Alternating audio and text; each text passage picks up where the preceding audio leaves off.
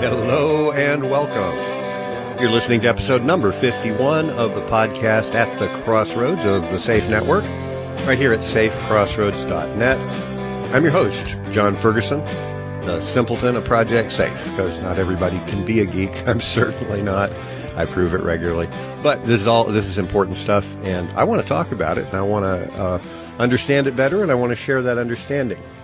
So what is it that we're talking about? SAFE Network is an open source project that's been being shepherded along for 12, close to 13 years by MaidSAFE, the company, longer than that by the founder, in order to deliver up a completely autonomous information or data storage and communications network. MaidSAFE is the company. They're in Scotland that has been doing that. What is SAFE, though? What is the SAFE Network? Well, it's in the name. SAFE stands for Secure Access for Everyone, with privacy, security, and freedom as the keynotes. Now, that's a wonderful thing to say. It's a very high-level consideration. Everybody, yeah, that sounds good, but what does that mean? How do you accomplish that? Well, we're gonna really go in depth on that today. Back in September of 2018, MaidSAFE put out on the SAFE Network forum a list of 21 principles around which the network is designed. And the way I view those is you take that secure access for everyone, privacy, security, and freedom, and you go, yeah, but what does that mean? What does it look like? What has to be in place in order to bring that into being? And that is this list of principles. I don't know why I didn't jump on it right then, but recently I said, that'd make a great way to take an in-depth look at the network. So when I talked to Doug Campbell over there at MaidSAFE, he said, yeah, it's a good idea. Let me see what I can get. And I'm delighted to tell you I've got probably the two most knowledgeable people in the entire world about the SAFE Network, from the basic architecture level, from the conceptual level, to the coding, to the implementation, organizationally, everything. And I'm going to introduce them now. First, I want to introduce the Chief Technical Officer of MaidSAFE, Viv Rajkumar. Viv, welcome back to the Crossroads. Hey, John. Thanks for having us. Yeah, absolutely. Now, David Irvine is the founder and Chief Executive Officer of MaidSAFE. This has been his baby from the beginning, and we could do much to introduce him, and he'll probably tell us a little bit about himself here shortly. But I just want to throw in that there's something about David's purity of vision in regards to this that has kept it on track and accumulated a really wonderful community around him. And I attribute that not only to his knowledge and expertise, but to his clarity and insistence on arriving at the end result, which we're going to lay out here. David, it is an honor to have you back. Thanks very much, John. It's really good to be back. Good deal. Good deal. Now, we want to cast a kind of a broad net here as far as listenership goes. So before we were really able to plunge into these principles, I'm going to have to lean on you, David, in your vast experience and long experience of figuring out how to talk to people about this. I think one aspect that we should touch on is the vision and what and why and how it came to be. But beyond that, pretty much the principles we're going to cover. Could you lay out for us enough to give us a stepping off point to go down these principles one at a time? I know that's a big ask, but hopefully you're up to it. Yeah, I'll give it a shot for sure. But the idea really behind the SAFE Network is a complete rethink of data and how we manage data. Look, when the internet started, it was Wild West. It's still Wild West, and there's a lot of theft and corruption and robbery going on. And the SAFE Network started probably halfway through the internet's layer, the web's life at the moment, with the realization that this data, everything that you publish or everything that you discuss, communications, is exceptionally important to us as individuals and to humanity as a species to go forward. So it has to be protected, because in the natural world or whatever, when people are talking, discussing, that's all private. That should be private. But then when they publish something or make something more public, like they've come up with a new invention or some political thing or whatever, that should last forever. That should be there for eternity. You shouldn't be able to lose things that you decide are are valuable to the rest of the world. Whether the rest of the world thinks they're valuable or not is another matter, but the whole concept behind the Safe Network was your thoughts, your dreams belong to you. When you publish something, that should last forever in an unfettered state. There's words like hacking and theft and whatnot should just not exist when it comes to data. And hopefully that's a very quick overview of the Safe Network. Well, cool. So could you tell us just a touch of the background of how it, I know it could be a long story, but I think it would serve to go over your experience and what led you kind of technically to go, A, that's an ideal, but what's wrong with how things are, and just enough technically about how the Safe Network is being evolved to give us a place to step off from that way. Yeah, not a problem. Previously, I was involved in network designing networks for companies and very large corporates at the end, and I got pretty much to the top of the tree there, designing probably the world's largest private network, and came home to Scotland to try and do the same thing for Scottish companies, because that's where I'm from. And when we were going about installing networks, it became very clear that what we were installing was cut-down versions of Novell or NTS, the Microsoft stuff. And all of this stuff was hit or miss, whether the data would actually be there or not there. And that was even pre-hacking and pre-privacy concerns and whatnot. And I'd come up with a small design called eBoxit, which was a Linux server. There was an all-in-one server. You'd plug it in, and it was your VPN. It was an intrusion detection. It had like Google Doc type things, well before Google Docs was a thing. And just looking from a logical perspective, it was quite strange, because looking at backups, you're thinking, well, these things are going to be quite complex to back them up. Why don't these boxes all speak to each other and take a little bit of each other's information in such a way that they can't recognise it? And if a box goes down, all the other customers have their box has got a bit of that information. When the box goes back on, it would recreate that particular customer's data. So a lot of this started from a logical, how does networking work, how should it work perspective. And then when you look a little bit further and say, well, what are these companies doing with servers and whatnot? And then it's very clear that they're harvesting a product, and that product is humans and humans' thoughts and feelings. And so it was very clear at that point that what we had was a very illogical way of maintaining data that we wanted to maintain for whatever reason we wanted to maintain it.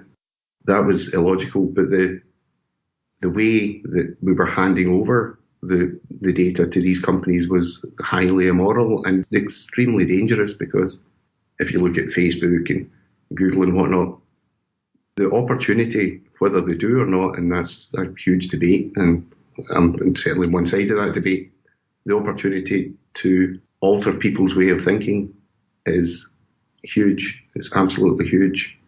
And that is probably one of the most dangerous things that I think we face as a society. It's probably better not to speak to each other than it is to be led to believe things that are woefully incorrect for a particular political or commercial means.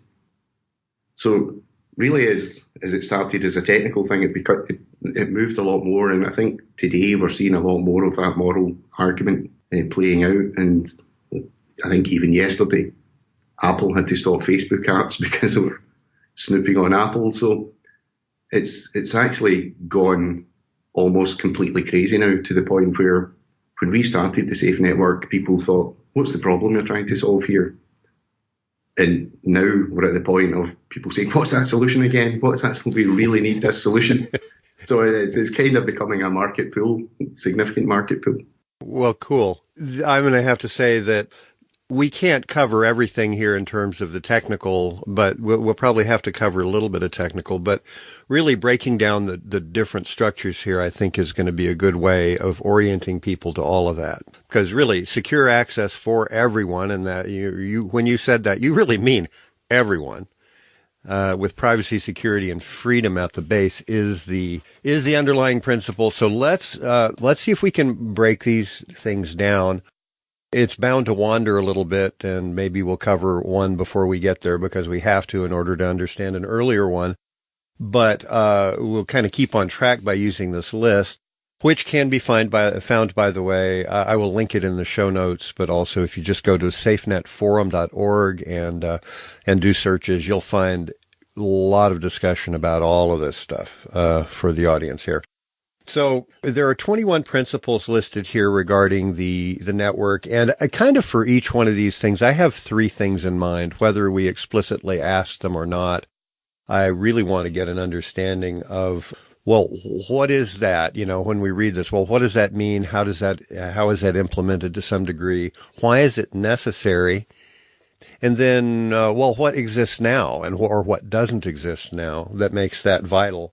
And how is it possible, and where are we? You know, how close are we to having this accomplished? So, Viv, maybe I can get you to help me with the first one. I'm just going to read it off here. The network will allow, this is number 1, the network will allow a person to create an account and log in anonymously and without intervention. What does that mean, and how do we go about doing that? I think this point obviously is very critical for our clients because that's where self-authentication ties in. So it's the process that we use in the system in terms of how any user would authenticate themselves to the network without the need for intermediaries and third parties to authenticate them. So things like what you'd expect in a traditional server model where you would be talking to a server, passing some challenges or having your authentication provided via that. How this happens in a decentralized system where you can trust the network, but you wouldn't be able to trust a single person from that network, where consensus and things come in, and how you're employing self-authentication to creating this account and log into the system is basically what that point would expand to. Well, what does that look like to the individual user? I mean, just the experience of doing that. What does that take to do? I think the really nice thing David did in putting this together is in terms of user experience of how it looks to you when you're trying to log into your standard email accounts or how you're trying to log into this decentralized network. They look very similar in a user experience. So it's not something that's alien. It's not something that is different just for the sake of being different. The whole point there is about convenience, but at the same time providing the security it needs to provide. So things like your credentials, like your passwords, are never transmitted from the user's machine. So that is quite different to what you would see technically against what you have in the vanilla native models with the servers.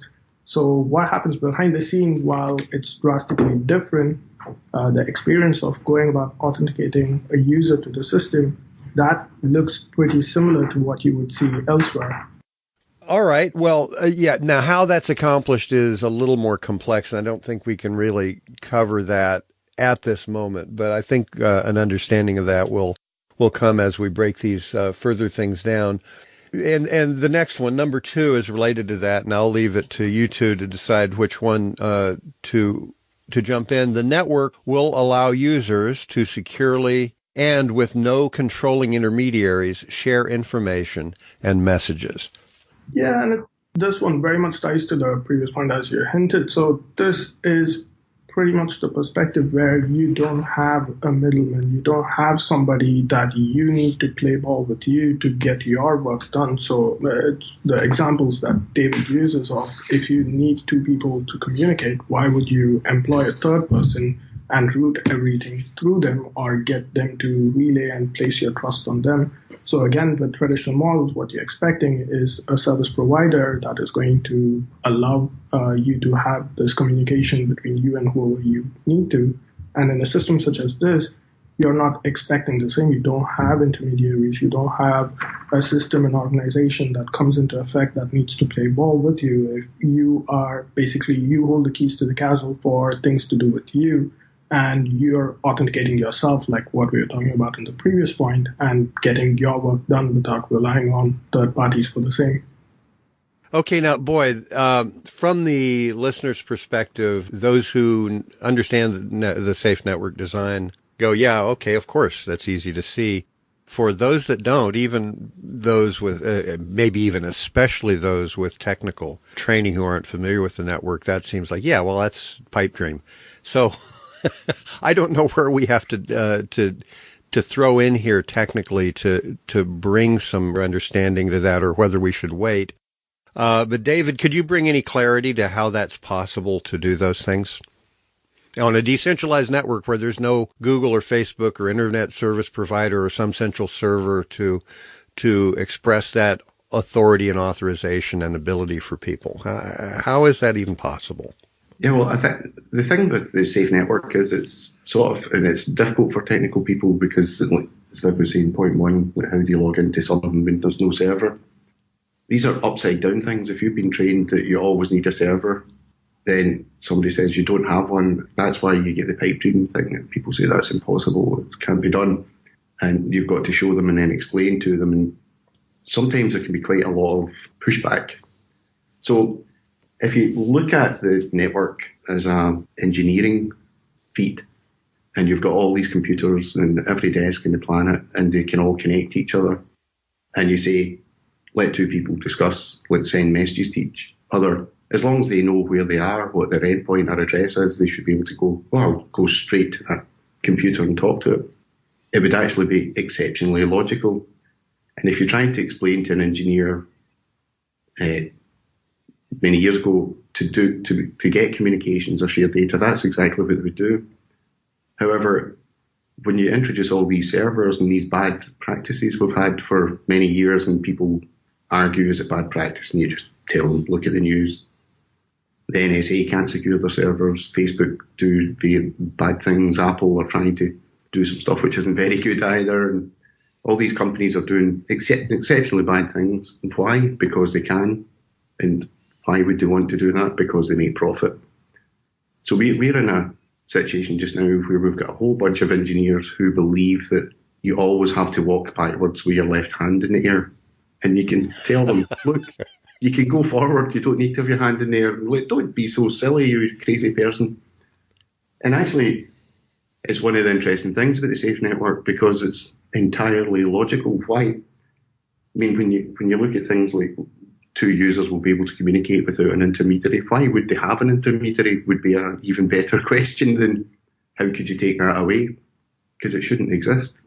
So technically, how you do it is actually pretty simple. You have a network where people can communicate with each other using protocols like TCP or UDP or whatever. That's not totally rocket science. Where we differ is we say, well, you can only communicate securely, so everything's encrypted, very much so encrypted from the start. So, but you can understand communication. It's not a problem. Just imagine it's secured. That's good. Then you have an overlay network, and the overlay network is almost like giving everybody a phone book and saying, if you want to speak to this person, here's their address or their number, just phone them up. And that's what the overlay does. It really says, well, you'll be able to find out what person to connect to based on this overlay. And that allows you to have this direct communications with each other. So it actually is pretty simple. It's much more like we're used to in real life. And to put a server in there and then have all these various, can you log in, who do you log in, have you got a passport photo and blah, blah, blah, because why should I have to provide credentials to speak to you, John? I know you, but I don't need some other company to take your passport photo and know everything about you to be able to maybe speak to me or transfer some money. It doesn't make any sense. So it's much more natural to do what the Safe Network does. And it's very unnatural and complex to go down a server or intermediary-based route. So technically it's actually quite simple to conceptualize. Where we have difficulties in the Safe Network is things like having a fully secured communications layer didn't exist. Right. Things like a secured overlay, which is resistant to Sybil attacks and whatnot, didn't exist. So we had to write a lot of these stuff because people didn't really see that there was a requirement for that. Now it's different, and there's a lot of new protocols coming out. There's a lot of consensus algorithms and security and encryption protocols, which is fantastic to see. But we've been at the forefront of this for so long that we've had to really lead the way. And even some of the existing libraries out there just now, we'll say to them, well, that's great, you've got encryption. How do you deal with hole punching to get everybody's computer? Well, we don't bother. Right. So even today, we still have the we still have a lot of people approaching these problems with can I just put a plaster over it? What if I just painted it red? Would that be okay? And it's like, no, you've got to do this properly. Right. I guess what we're getting to here is we could hang up on these particular points, but we really can't get there completely at this point. So we'll carry on, and there's different parts of these principles that will kind of flesh out how that's done as we go. The difficulty in talking about this that I've encountered is there's a lot of different moving parts that interplay, and a lot of those individual parts are kind of unique to begin with, and then you interplay one against the other, and it's really no wonder that people coming to it with a particular mindset get a little bit lost. So let's plow on, and I think some of these, how those things occur will be clarified. Yeah. So number 3, the network must allow the transfer of Safecoin to any user free of transaction costs. Now, boy, that opens up a whole other set of things, but let's not spend too much time on that, because understanding that more deeply will come as we go. But why is that important? What is Safecoin briefly, and why is it important that it not have transaction costs? Yeah, I think we can look at it from, certainly there's a lot of personal things in here as well, and I think it leads to a pretty good design. Is money. Money, the thing, isn't really all that good. You can't eat it. You can probably burn it to get some heat if it's fiat money, but money is only a mathematical construct. It's only something that you're using to be able to transfer value, i.e. if I make a statue or something and you want that statue and you can give me some bread for it or something. So money is just an easy way of transferring resources and value. But money itself isn't a thing to make money from. It's not a product that we need to build and whatnot. So there's that aspect of it where making money from money seems to be a kind of ludicrous point of view. And if you're making a network that's secure for everyone, then we've got to realise that if you base a network on transaction costs for payments or whatever, which a lot of networks do, then you're excluding people almost by default, the people that can't afford computers, can't afford electricity or whatever. And if the reward for transaction handling was, I don't know, $1, because apparently the world works in dollars when you're speaking to people in this community, and that $1 could mean everything to some people in parts of Africa. It could maybe feed them for a month. And for someone in San Francisco, it wouldn't even pay for sugar for their latte. So there's a complete disparity if you're looking at what about a global system for the planet, and you have transaction costs which are global transaction costs, because the economy isn't global like that. It just doesn't work. The second point is, so what is that coin thing anyway? It's just a tiny, tiny piece of data. Data is much more valuable than money. It's considerably more valuable than money. Certainly a lot of data. And if you're handling, and this is where I think the Safe Network differentiates itself from lots of other companies, like blockchain companies, who say, well, we'll put our data just somewhere and we'll put a hash on the blockchain. We've said from day one, all data that's put in the network will preserve forever and without being prone to hacking or being changed or the sort of thing. So the size of data for Safecoin is tiny compared with the size of data for a video or even a scientific paper. So if the network had to do a lot of extra work for a Safecoin, you could imagine it should charge for it. But for us, Safecoins or those tokens are so tiny that the network handles them at almost no charge whatsoever. So why would we take that piece of data out, make people pay for transferring it, when we're allowing them to transfer mega huge files for nothing? Right. So it doesn't make logical sense. Right. And some of the mechanics of that we'll have to take a look at probably as we go down the list. But I wanted to interject my thought on that. Is basically what you're saying is zero friction here. If we envision Safecoin as I think it's been represented as the oil, the lubrication for the network that gives it a medium of exchange and smooths it out, why wouldn't you make an oil with zero friction? Exactly, that's a really good way to put it. Yeah, that just occurred to me as we were going over It's just a tool. Adam Smith's seen it as a tool. That's all it was. It's always been a tool. It's nothing more. Usury and whatnot was actually illegal until very recently. So money is just a transfer of resources, and for that, if you can make that transfer of resources free, then you're giving them maximum value to the resource, and that's exactly where it should be. Cool. Well, I think we'll understand also some more about that as we go down the list here. Number 4 is the network will allow users to anonymously create and share data worldwide.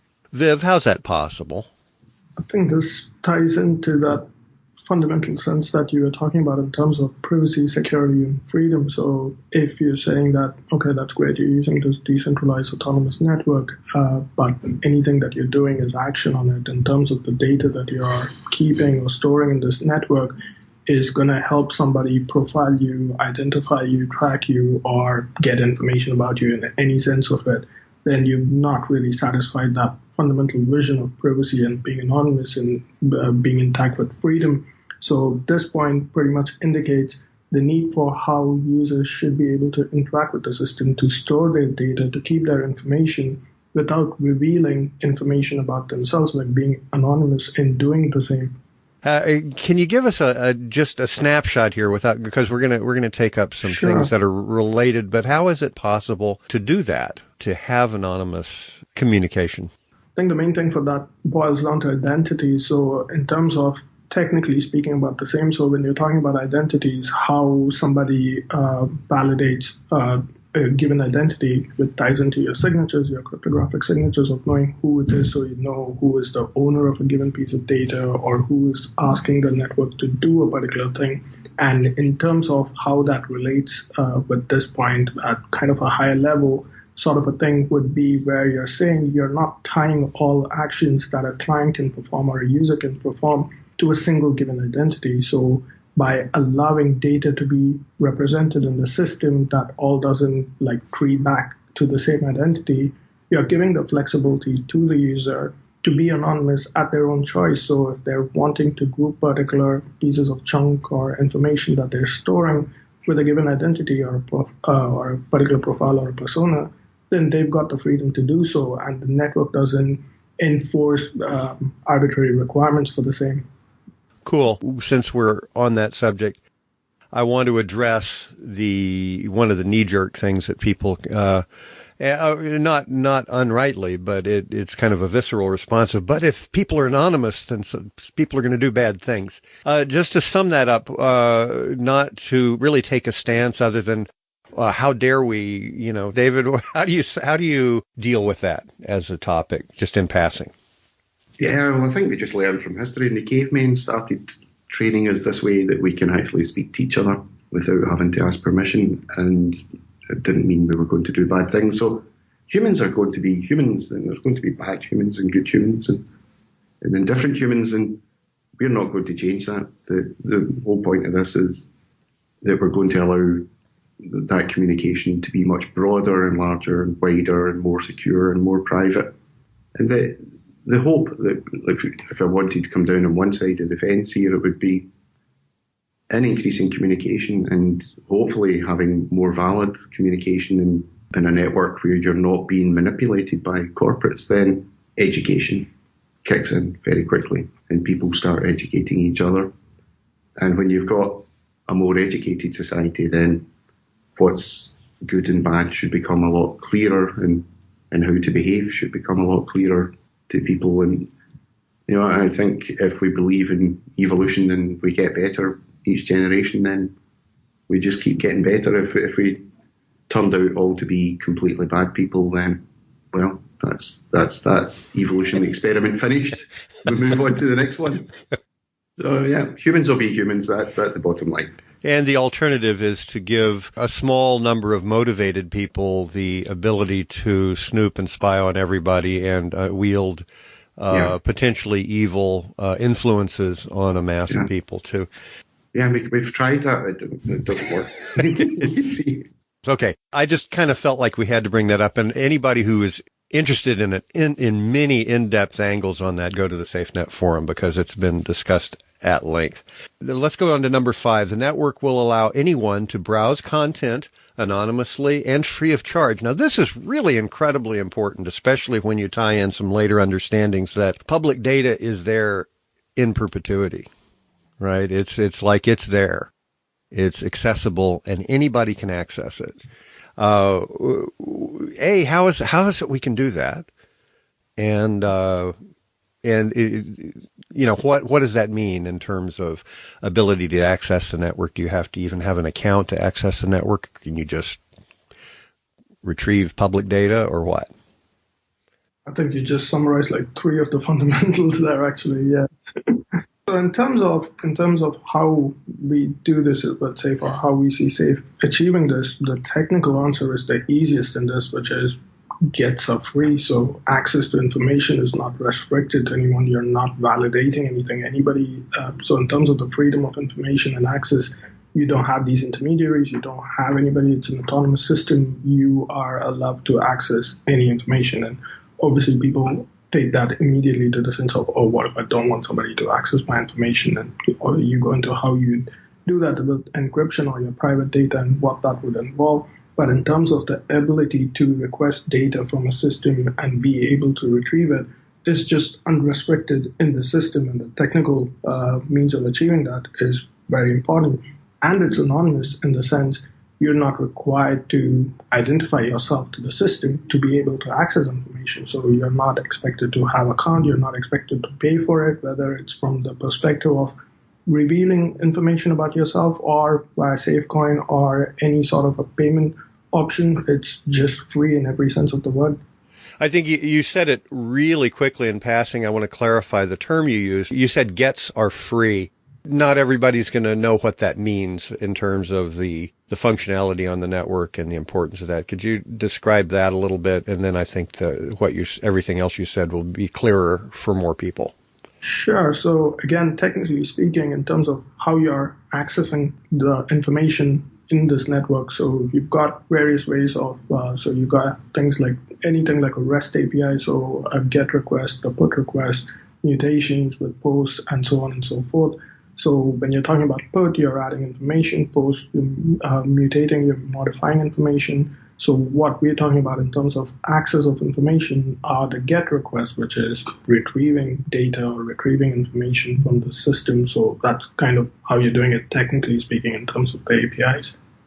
Okay, so GET is just when you say, hey, give me this piece of data, and the network, if requested, will always deliver up data that it has, right? Isn't that just to anybody who asks can get the data that they can ask for? If there's private data, you can't even ask for it or do anything with it unless you know it's there and how to access it. Is that fair? Is that safe to say? Very much so, and that's the crucial thing here, which is you need to know what you're asking for, and you're asking for it. And once you're asking for it, if the network's got it, it's going to give it to you. Right. That's really important as a design thing, because a lot of things is you ask for data and they say, are you permitted to get this data? And then they'll tell me who you are. Prove it. Prove it. That is one of the slick things about the network. If you ask for data, the network will deliver it. That blows people's mind, I think. But that's what makes it possible for people to browse public data for free. And, exactly. And that can be exposed in various ways. Does that not then also open up a lot of functionality? That I risk wandering too much, but doesn't that also open up a lot of functionality for Internet of Things and things like that in terms of the rapidity of response and granularity of access? Indeed it does, and depending on the data type, with immutable data and what we know with caching, how you're fetching it, and how you can have self-validatable data that you're retrieving from even untrusted authorities, the branches of how that's applicable stemming from the very fundamentals of how freedom kind of gets showcased by this feature that nobody, not just in terms of proving who they are before they can retrieve it, but there is no monetary or requirements to pay for access. Nobody can choose to prevent access. It's just not a contract, but it's just an agreement between a user using the network and the network providing information without any questions. Cool. Now, just on what we've covered so far, how are we doing in terms of the ability to deliver those things, in terms of existing technology as opposed to what breakthroughs, what advances need to be made in the safe network technology in order to be able to accomplish those things? Is there anything hanging out there, or is this all in the bag? I mean, everything we've spoken about so far and a lot that we've still to speak about are in the bag and actually have been demonstrated in test networks and alpha releases to date. So the thing we haven't is Safecoin. That was just about to punch me right in the face. But yeah, in terms of the anonymous login and being able to browse data free of charge, these things are quite easy to demonstrate these days. I should just say that the anonymous login, the first point we were talking about, is one of the things that differentiates us from people sometimes say, this is just Freenet or BitTorrent or, some Hubi network. And it's actually quite interesting to try and find, prior to the Safe network, any decentralized network in the planet that you could log into, because there were none. And that's something that people say, you're telling lies, that there is, and there actually wasn't. So the login is quite an important issue. Absolutely. Well, I don't want to hang up on that right now, but I really did want to do a reality check. So, because just what we've covered so far can sound like just kind of fantasy stuff to people who have not been able to do the due diligence to see the whole framework of the network. And I just wanted to touch that as a point of, no, this so far we're talking about everything that is demonstrable. So I appreciate that. Just with the exception of Safecoin. Well, yes, safe, but right. Well, we'll talk more about Safecoin because anyway, and also I recommend my articles. Safecoin, the best thing to do is just forget about it. Which you still owe me a beer. You said beer owed when you read my article, so I want to take you up on that one of these days. But anyway, I'll link that in the show notes. So the next one is.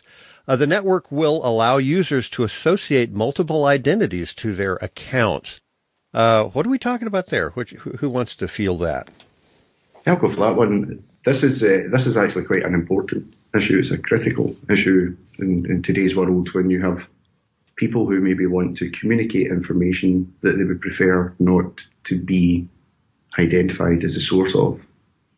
Things like leaks or whatever, or maybe just transferring money to somewhere that you don't want to be associated with, and you might want to give money to a charity and have no trace of you. That's a perfectly reasonable thing to do. Or you may be a whistleblower, or you may just be incredibly paranoid and say, I want to have a communication with this one person. I'm going to have this communication one time, and that'll be it. And for that, you need multiple identities. The thing that's important here to realize is when you log into the network, you get a piece of data back. And in that piece of data, you can hold multiple identities. When you get those identities, you can start a client using one of those identities, do whatever you've got to do with it, and just throw it away. So it's not traced back to you. Nothing can be traced back to you. And that's quite critical. And this is something we have to be really, really careful about, because it's like, in recent years, we've had things like WikiLeaks saying use Bitcoin because you'll be totally free and, anonymous. And these are all silly things. They could have cost people their lives or less. But so the network has to be able to not only let people log in without intermediaries, but to adopt as many unique personalities or identities as they want during their use of the network. Now, you can't adopt an identity that someone else has already got. That would be impossible, the way the network's designed, but you can create multiple throwaway identities. Now, this is all within the same user experience. In other words, you don't have to go create another a separate relationship with the network in terms of your login. You can do that within your own user ID. with your own user experience. That's pretty cool. The next one I'm going to go ahead and read because it's related. The network will allow users to use any of their identities to send and receive Safecoin. How does that work? We're used to having, it came out of that account or it went here and there, and that seems pretty hard to envision for some people. Could you say how that works in relationship to this? Yeah, it's very simple. You just create an identity and give a Safecoin to that identity. It could be a throwaway identity, but you could transfer that coin to someone else and then throw the identity away. So you actually create situations where even if somehow someone was able to figure out your IP address and they were sitting right in your computer and thought, where did that Safecoin go? It went to this number which doesn't exist anymore. So it's an extra layer of protection that the network can provide over, like the network already encrypts all data, removes IP addresses at the first hop. And an extra layer of that would be assuming you had an adversary with incredible abilities to monitor every single endpoint on the planet. For instance, if 5 eyes became 219 eyes, then could we still be secure? Yeah, that's one of the ways that we maintain that security. That's remarkable. One thing I'm going to interject there because I don't think it comes up anyplace else in what we've planned is that one thing about Safecoin is it's not a blockchain currency. It does not hold data. And how that's done, that's going to blow some people's minds until they actually get into the structure of the network and see what and why. But, I guess maybe if you could just really briefly touch on that. I don't want to get distracted too much with Safecoin, but since we brought it up in terms of ability for it to really be fungible. In other words, Safecoin, it presents and it's valid, but it doesn't necessarily have a history unless you want it to. Yeah. And I think, again, we go back to logical things. So we've got this global currency just now, so blockchain-based, Bitcoin or whatever. And as we've said multiple times, and it's a bit like these British politicians, I voted for Brexit, but it's these things are really, really good as a distributed ledger. Now they also transfer money, but they're a ledger, a distributed ledger. And nowhere in the history of mankind have I ever known anybody to say the only way money can exist is in a ledger. That's not how it works in real life. From the shells that we did to like fiat cash and Safecoin follows that exact thing. It's, we'll have a digital currency, but we don't need to necessarily attach that to a ledger. That's extra work. It's extra hassle just so you can trace things, and it's not needed. It is needed in a blockchain network, strictly by the way that blockchain works with a linked list, but there's absolutely no reason to require a ledger when you're talking about a digital currency. And for the Safecoin and the Safe network design, there's no point to putting that ledger on Safecoin. You can easily create a currency with a ledger on the Safe network. It's not a problem at all. It's just that would be for a specific purpose where you wanted trackable money. If you want to be able to trace transactions, you want a ledger. If you want to just use money, you just have money. They're two separate things. And I think it's one of the things that Bitcoin confused people a bit with. It's for digital money, you need a ledger. It's no, they're two separate issues. And for us, we keep them as two issues. Good, thank you. A lot of things surrounding Safecoin are open for discussion there, but let's move on. Perhaps we can do a wrap-up about Safecoin. This is number 8. The network will store data in perpetuity. What does that mean, Viv? And how is that possible? Goodness gracious, that seems like a lot of data to be being... you know what, I think for those that aren't already aware, I think we have to say, where does the data get stored and how is that incentivized? I think we may have to go into that. But first of all, what do we mean by data stored in perpetuity? This is such an interesting question that I'm just going to pass this over to David. I'll go for it. Okay, fair enough. Yeah, I think this is one of the fundamentals of the network. Is if you've got data that you want to keep, then you want to keep it forever. So a photo of your children, you want your children's grandchildren and their grandchildren to be able to see that kind of thing, scientific papers and whatnot.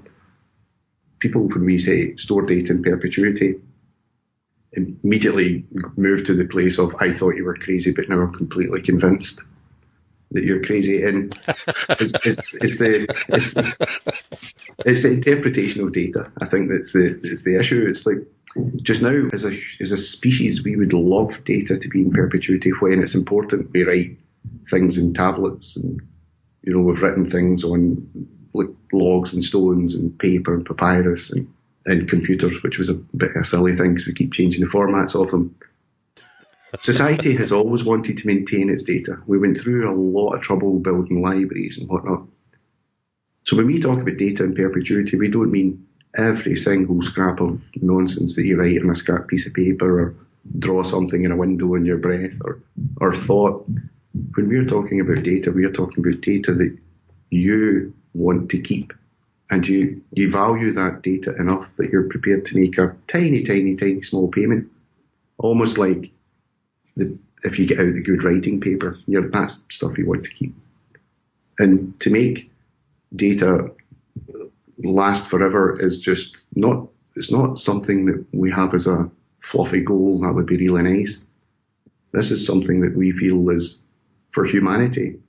We must do that. We must be able to, like just now, be able to go back in time and say, all these people on this war, you think this person was correct and the other people were completely evil, and be able to look at it and see not everybody's completely evil, and wars aren't as one-sided as what you imagine, and there's scientific research from like where Archimedes and whatnot were banning the number zero. The Persians were marching ahead with some fantastic algebra and whatnot. There's lots of data that we've lost, like the Library of Alexandria, that we would love to have kept. So as a society, we want to keep data. So this, I thought you were crazy, now I'm convinced, is actually quite wrong.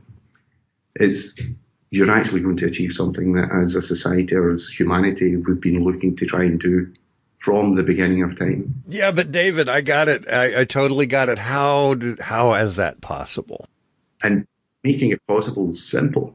That's the simple part, because the network pays people to run computers, and those computers look after data. And it pays them more the more data that they're looking after. And people will pay to put this data on, and the payment they make to put the data on is what maintains the data. And as new data is being developed and people are putting new data on, they pay these people that are running the computers to look after even more data than they're currently looking after. And it's as simple as that. It's just the more you're looking after, the more people are willing to pay for it, the more data we are storing as a species. So if we think we've got a piece of data that's of any value at all, we'll put it on a network like this. We'll pay the small amount in the network. We'll look after it. If someone thought, I'm not running my computer to look after this data, that's fine. And the network stops paying them and pays the next person. So it's actually a very natural and logical way to look after data. But I think we've just answered another one of the fundamentals. Yeah, well, I knew we were going to rack it around in these things. Yeah. But I really have to ask here, kind of as a representative for the audience, for a little more data on how this is done, because I have an understanding of how the network is structured. And so it's like, yeah, of course, but I can see a vacuum there for a lot of people going, yeah, but we haven't talked about anything. Who's storing where, and how is it tended, and what if those people that are storing some data go offline? I kind of hate to break off from this, but could you give us a picture of how the network is structured? This is kind of aside from the principles, but to give us a little bit of how we hook computers together and vaults and things like that. We're going to break out more of that as we get on the list, but I think we have to paint that picture somewhere, and this is probably a good place to do it. I can answer that very clearly by passing it right to them. Good. I saw that one happen.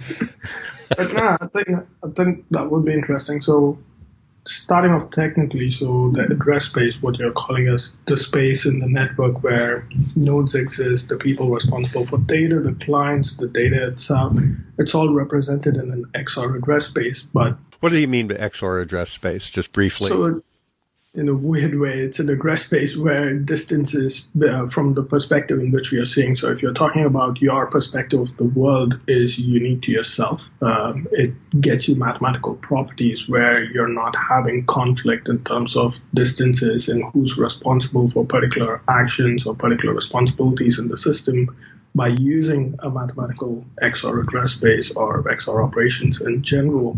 But right there, what I would actually do to kind of summarize this at a very high level is translate the address space to, yes, XOR address space comes with all of these benefits and these properties, but in terms of understanding how things happen in the system, you could take any address space. You could take a mail system with postcodes and house numbers and just think, okay, that's an address space. I know houses are unique. There are various houses in the country. I need to send post. How is that going to get delivered? Who is it going to reach? So I potentially have a from address, maybe a to address. I'm going to send it to the post office or the post box that's closest to my house. It's going to go to a local post office who probably don't know much about the destination location. Let's assume it's at the other end of the country. What they would know is probably a much bigger hub that's closer to that destination. That's all the information that they have. So things then get relayed in a mail system to potentially the hub that's quite close to the destination, who would get it. Now the expectation is that hub has a much better idea of the destination than the sender did originally. And they're going to send it potentially to another post office that has a lot more information.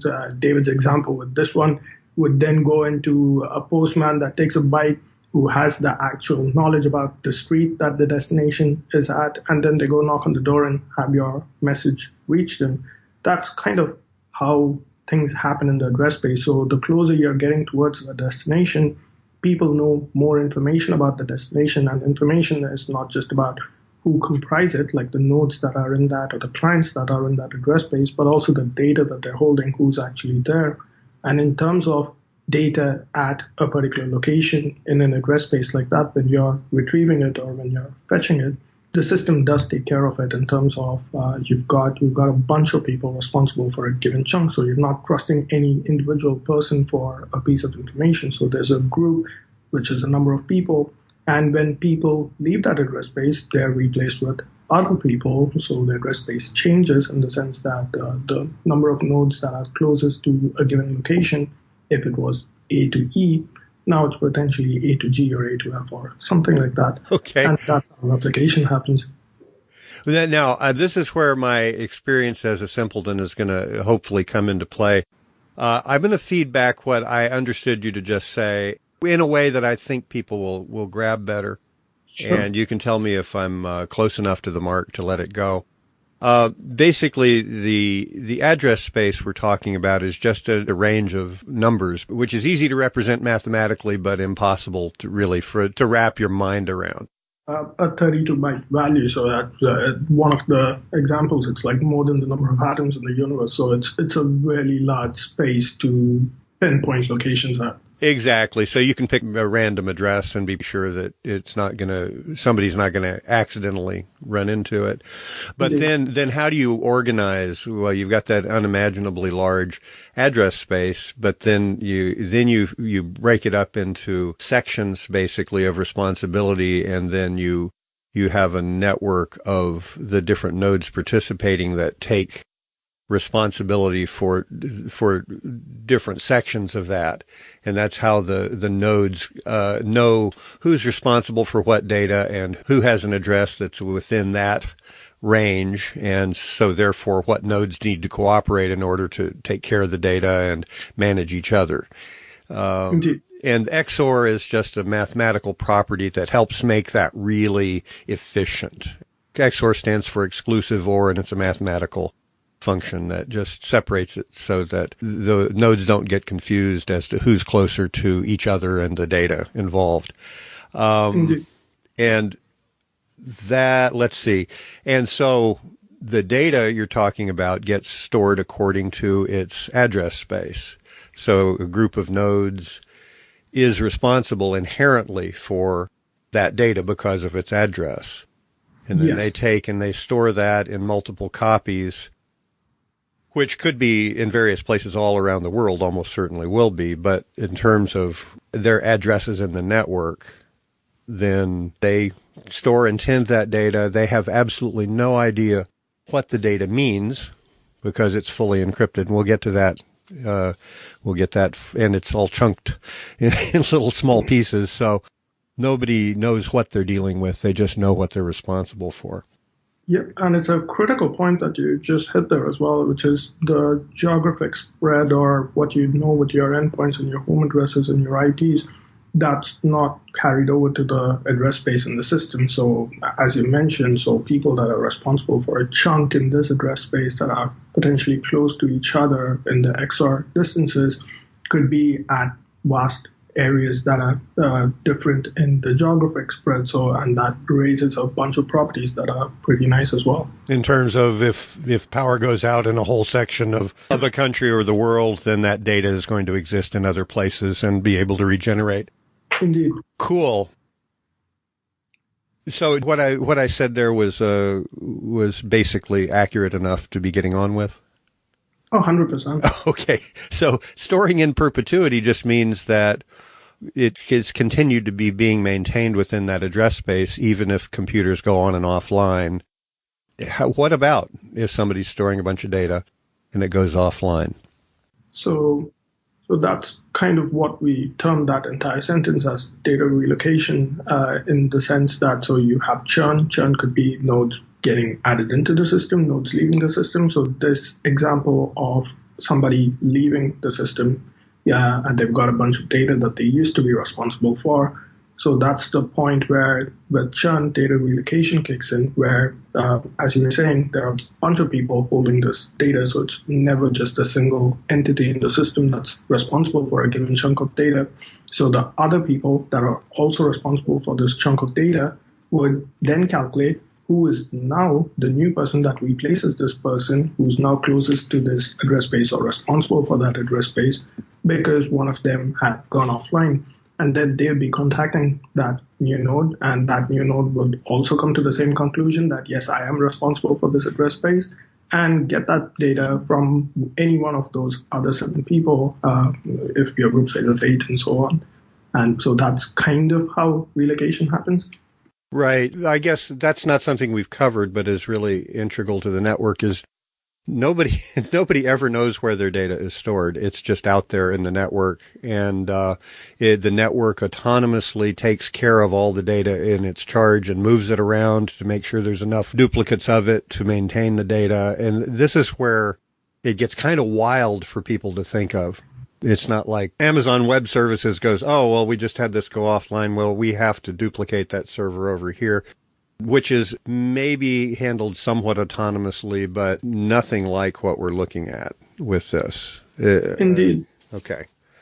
Well, boy, for fear of, going off that cliff and getting more detailed, I really recommend that people who want to get a mental picture of this, go to safecrossroads.net and look for the Safe Network School.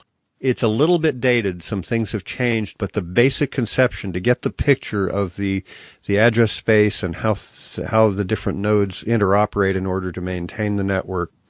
I went to a great deal of effort to break that down. And while the implementation details have changed, I think, David, I think you listened to all those. You would agree that that's still relatively valid? Yeah, exceptionally, the maths is not altered at all. We've made some changes, very slight changes to design, but yeah, all of those podcasts are actually, in fact, every single one of them is still very valid. Good. So data stored in perpetuity. In other words, it's the volume of data stored keeps growing, obviously, but then again, we have the availability of billions, essentially, of computers potentially participating in caring for all of mankind's data. Yeah.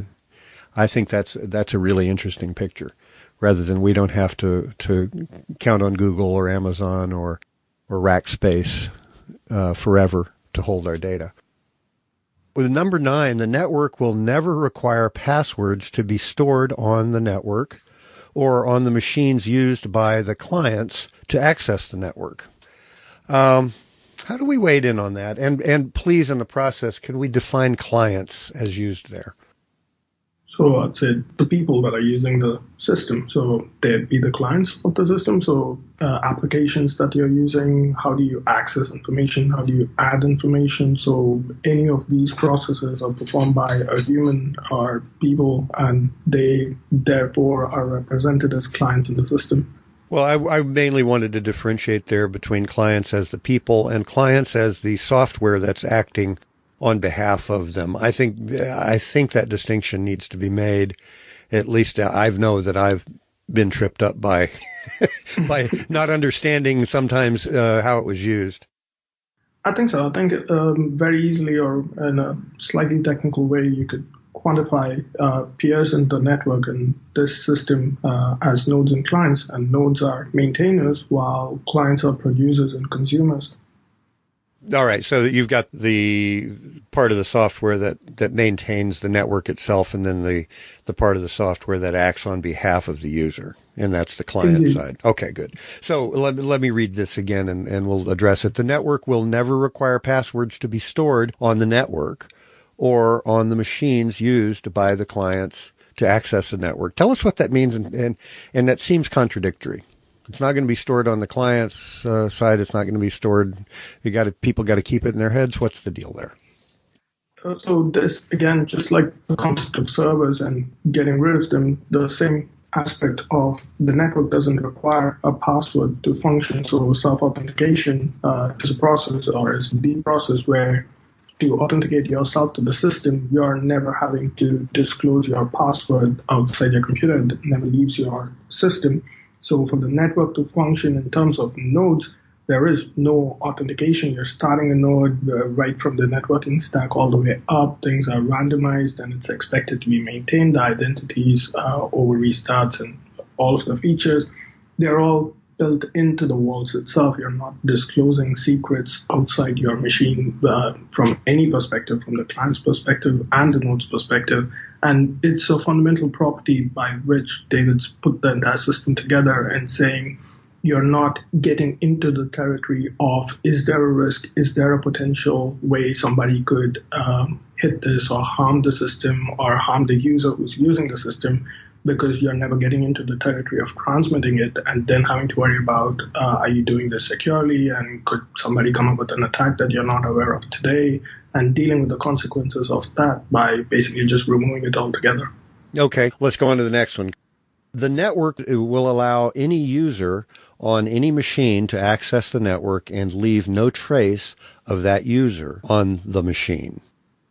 How is that, and why is that important?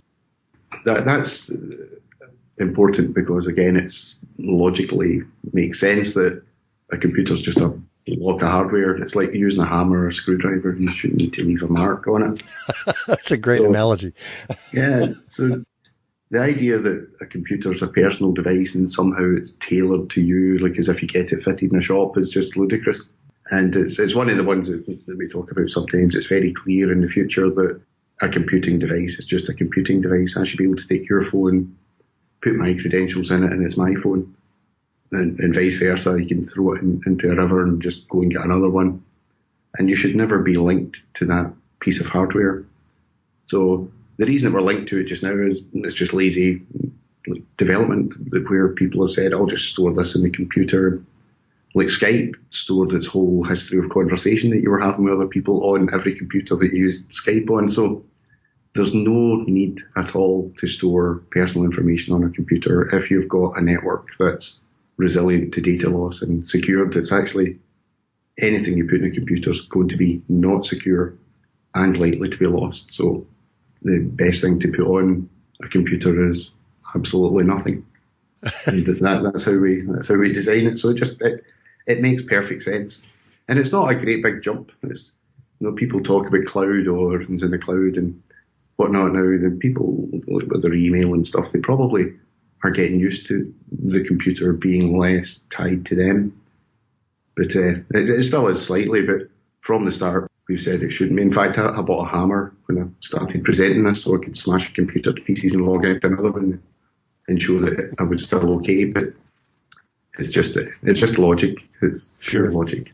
Sure, and I think experientially people are starting to understand that from one angle is like if you use Google or some similar service that is really, it's all stored elsewhere. Well, the only problem there is that Google has access to everything and can tell you, no, you can't access it. Whereas on the SAFE network, the design will be you can pick up any machine, enter your necessary data to get access to the network, and everything is there. But nobody's in between you and your data. That's really the huge difference underneath the hood, even though experientially people are starting to get that idea. Yeah. Okay, cool. Number 11, the network will scrub all client IP addresses from hop 1 of the overlaid network, i.e. on SAFE. This is incredibly important. When we're talking about anonymity, this is what Tor tries to do, is disassociate the user's actual location and internet protocol address, which ties down to specific location, to separate that from the data. How does the SAFE network do this by default all the time? I think that very much ties into the point that we were covering in the tangent in terms of the address space, just as you were summarizing there in terms of how the address space is disjointed, doesn't have a geographic backing. So in terms of information that's relayed in the system, right from the point at which it leaves the client or the user and it goes, you're accessing information and retrieving it, it doesn't tie it into the geographic identity of the user or the client authority at all. So the only point at which the client authority, as that point indicates, is the person that the client or the app is directly connected to in the SAFE network. And right from that point on, everything works just purely based on the address space and the authorities and the crypto validity of the signatures and the messages that are going through for their identities. So number 12, the network will only accept more vaults when it needs them. Now, by vaults here, we're talking about basically the structural side of the network, right? The software instances that are storing data and passing messages according to the network protocol. Is that correct? Yep, that's it. All right. So what does that mean? Yeah, this again is it's very natural that why would you have more vaults when you don't need them? You know, and a lot of humans would say it because I want to get paid Safecoin. It's not really. That's not really, the network's not that concerned about it. So it's actually it's one of the bonus preventions against Sybil attacks as well on the network. We've got node age and various other things to prevent that properly. But if the network allowed anyone to join it at any time, you could get some huge corporation or government saying, I'll just start up a bazillion nodes and take over. And the network doing the logical thing of not accepting people unless it needs them prevents that attack from happening. And it also means that when people are paying for storing data, they're only paying the smallest set of computers that are required to store that data rather than trying to make a payment to every single person on the planet, which makes no sense. So again, it's just very, very logical, and it's entirely natural that, you know, like wolf packs and various things, they don't just accept any wandering animal as part of their pack. And there's really good reasons for this in nature, and the network follows the same principle that when it needs to. There's a bit different here because if you look at a blockchain thing, the more power that they expend, the more secure it is. And the SAFE network isn't really like that because the blockchain or proof of work stuff is backed by wasting power. The SAFE network is backed by preserving data. So it's a very different aspect. And because of that different aspect, it can be sort of eco-friendly, but eco-friendly just equals natural to me, that it's doing something extremely natural, that it has the appropriate power and space and resources to look after the data that we've asked it to look after, and no more and no less. Cool. So that is going to bridge into the next one in an interesting way. 13, the network will increase farming rewards when it needs more resources, vaults, and decrease rewards when resources are plentiful. And I think we're going to really have to describe what we mean by farming and what a vault is and who deals with vaults. Where do vaults come from? Who does them? Sure. So vaults are the binaries or the applications that users, again, are running, but that represents the maintainers of the system, like what we were talking about in terms of nodes. So that's what we refer to as a vault. And that forms the backbone of the system, so that maintains the network, the integrity of the system in terms of message relay, data information, holding data, providing it, all aspects of that one. And at this point, in terms of farming rewards and farming and Safecoin, so as David touched on already, it is a way where you're saying, based on demand, you have an incentive. So you're not having an incentive just for the purpose of having an incentive. The network's not gaining anything or much in terms of just having 1 million people running a vault. The purpose of the system is to preserve data and hold data and provide data and do that properly and do that as well as it possibly can.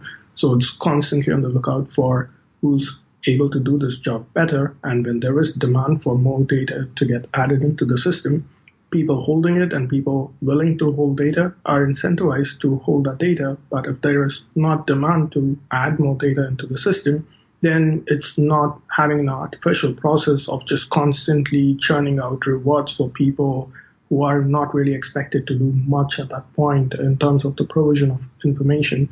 So it's something which is dynamic, not influenced by, again, an intermediary, a human being, an organization, a governance. It's something autonomously taken care of by the system itself in terms of its fundamental requirements. So data, the demand for it is going to fluctuate the yield or fluctuate the reward for how much or what is the amount that people are getting rewarded for providing that resource from their system.